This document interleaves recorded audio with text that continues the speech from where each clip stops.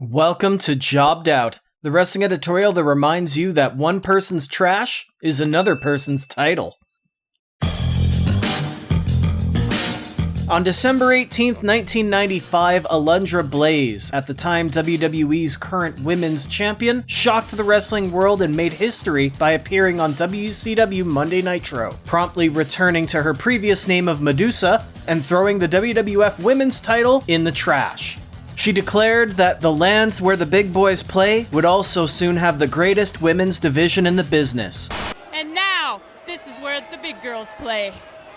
That didn't actually happen, sadly, but Medusa did add to her legacy by competing against the men and even winning the WCW Cruiserweight title. Still, it would be 20 years before Medusa and the WWE would be on the same page again, joining the Hall of Fame in 2015 and even winning the 24/7 title before selling it to the $1 Million Man.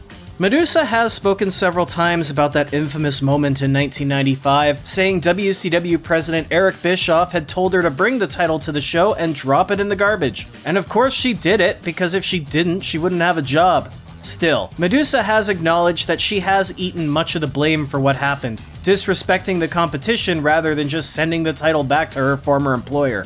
She's even gone so far as to say if a man had done what she did, it would have been front page news. But because a woman did it, she was blackballed from the business.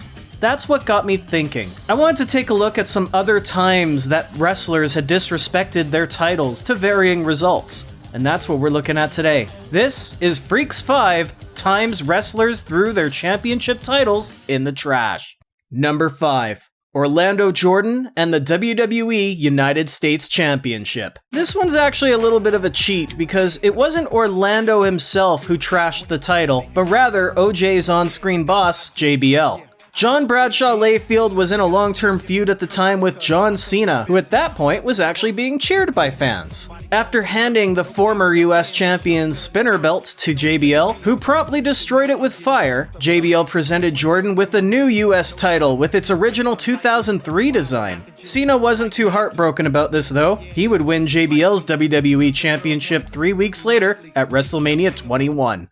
Number 4. Jimmy Jacobs and the IWA Mid-South Heavyweight Championship. Jacobs is an odd case when it comes to wrestling history. He had a lengthy run as part of Ring of Honor's tag division, including 5 title reigns with 3 different partners. And despite over a decade as a pure indie wrestling guy, he did finally make it to the WWE, albeit as a writer instead of a wrestler. That is, of course, until he got fired for taking a selfie with visiting Bullet Club members, who would of course go on to form All Elite Wrestling. Jacobs would return to the Indies as the Zombie Princess, and he currently works for Impact. However, before all of that, he was once the IWA Mid-South Heavyweight Champion, until late 2005, when IWA Mid-South had to cancel some shows. Appearing at an All-American Wrestling event, Jacobs conducted a promo about what this championship had meant to him, reminiscent of the infamous Shane Douglas NWA promo. I'm so excited to be the world champion!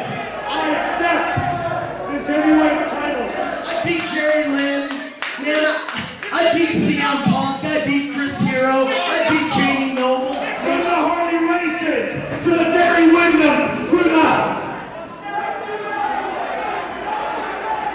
Ric Flairs.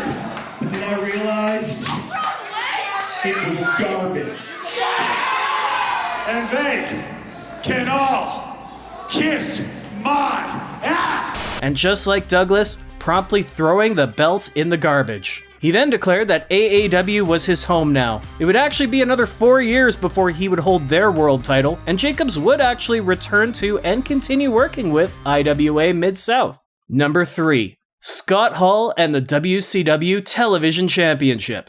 The bad guy, Scott Hall, is widely regarded as one of the men who changed wrestling entirely when forming the NWO with Hulk Hogan and Kevin Nash. But while the other two were always at the top of the card competing for the World Heavyweight title, Hall never saw those heights. He was a king of the undercard though, and at this point in 1999 was both the United States champion as well as the WCW TV champion, having beaten Rick Steiner by forfeit. Only a week after his big win in an interview conducted by Chavo Guerrero of all people, Hall expressed dismay at the lack of importance his TV title actually had. Man, I get no free TV dinners. I didn't get to meet Ted Turner. I didn't meet no TV stars. I mean, this piece of tin's useless. It was decided then and there what needed to be done as Kevin Nash dunked the belt in a trash can in Denver, Colorado. Hall wouldn't miss the thing though, as he would win tag team gold alongside Nash only 2 weeks later. Hell, this wasn't even the end of the TV title, as 3 months after this, it would resurface as Hacksaw Jim Duggan would retrieve the belt out of a trash bag in Bethlehem, Pennsylvania, somehow.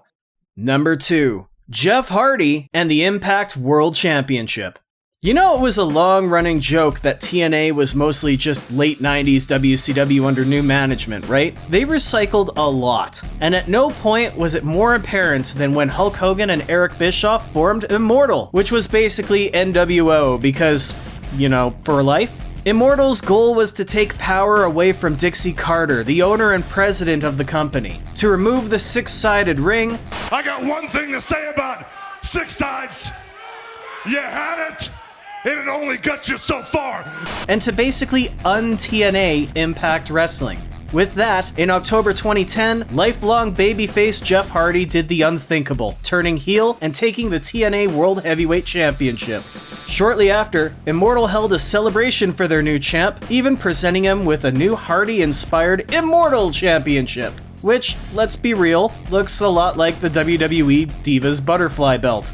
Of course, Hulk Hogan, never missing an opportunity to make other people's moments about himself, trashed the TNA title on Hardy's behalf. Hardy's heel run didn't really work, like, at all. Fans wanted to cheer for the guy no matter what he did, and ultimately, the most memorable moment in this period of time would be the Victory Road incident, something I'm gonna have to talk about on another day. As for the TNA title, it would resurface thanks to the efforts of Eric Young. Worked a long time. It started way back. I was 6 years old, a dream. I faculty found it in a garbage can, and now I'm the champ. It's pretty cool. Now, before I get to number 1, I do have a couple of honorable mentions for you. While these titles didn't end up in the trash can, the sentiment is about the same. Shane Douglas and the NWA 10 Pounds of Gold. Mentioned earlier on, the NWA aimed to crown a new world champion via tournament held under Paul Heyman's Eastern Championship Wrestling. The finals saw Shane Douglas defeat Too Cold Scorpio before cutting a scathing promo about the people who had held the belt before him. Douglas then threw the championship on the ground, the title was vacated once again, ECW would be kicked out of the NWA, and would rebrand as Extreme Championship Wrestling.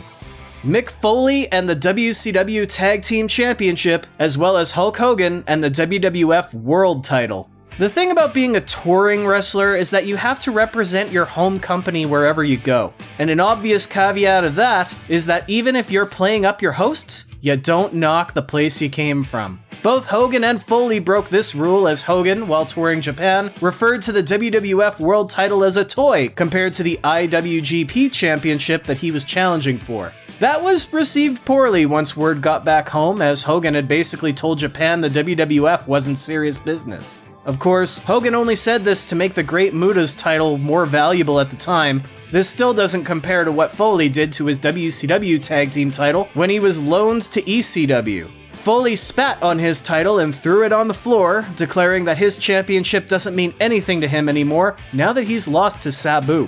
Stone Cold Steve Austin with the WWF Intercontinental title, and The Rock with the WWF World Championship.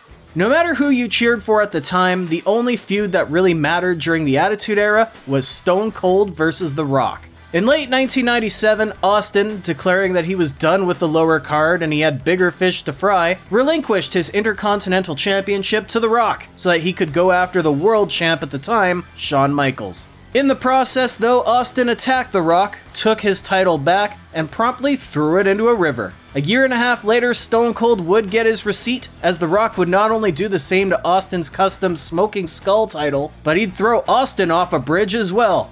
Seriously, kids, these shows were so different back then compared to now. So with all of those instances where a championship got tossed and disregarded, what is the number 1 time a wrestler threw their title in the trash? Number 1, Rhino and the ECW World Championship. The Man Beast, who in the dying days of ECW was their TV champion, made waves during one of their final shows by declaring that his TV title was worthless.